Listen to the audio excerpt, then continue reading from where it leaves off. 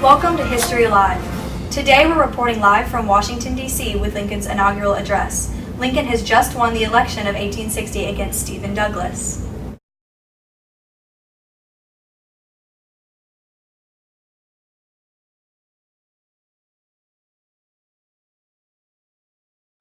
Let's take a live look as Lincoln takes the platform.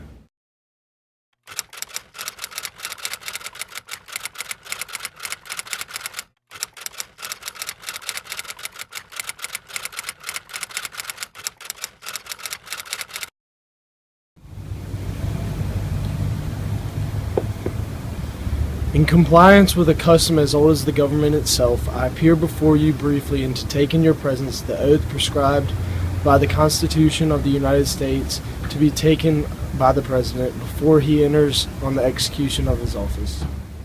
No state, upon its own mere motion, can lawfully get out of the Union. I now consider that the Union is unbroken, and I shall take care that the laws of the Union be faithfully executed in all of the states. Lincoln's plans for succession are not clear. It is clear, however, that he desires to reunite the Union. Abraham Lincoln believes succession is illegal and the Union is indestructible. Lincoln wants peace and to avoid war at all costs. In doing this, there needs to be no bloodshed or violence.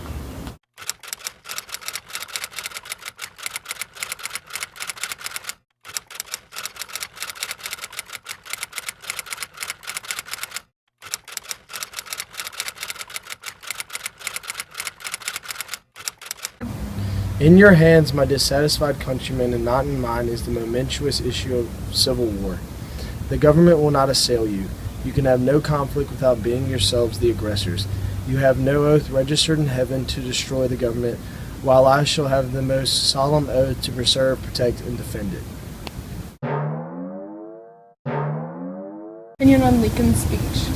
Well, his speech made me feel like that he thinks that war is inevitable, and as Southerners, I believe that we should succeed and keep our slaves, but Lincoln thinks that is illegal.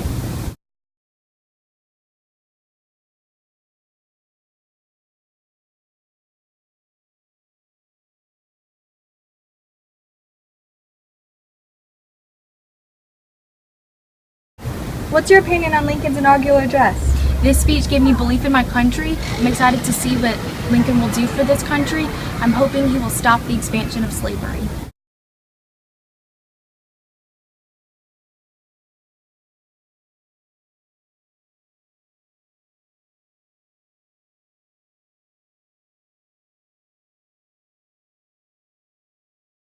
One section of the country believes slavery is right and ought to be extended, while the other believes it is wrong and ought to not be extended.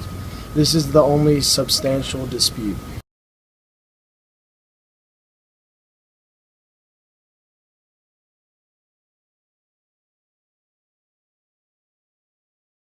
And undergirding all of this was a profound belief in the dignity of labor.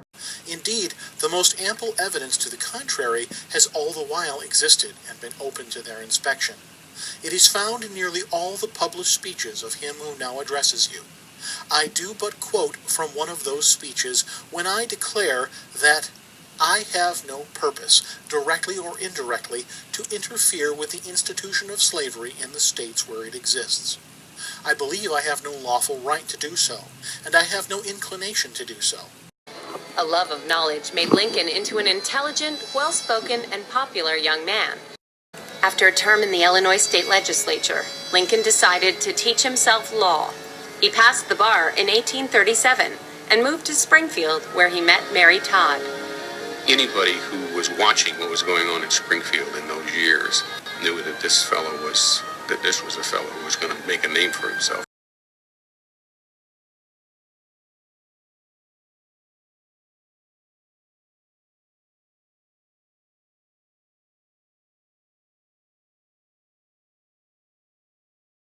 We look forward to seeing Lincoln accomplish his goals during his presidency and that the issues between the North and the South are resolved.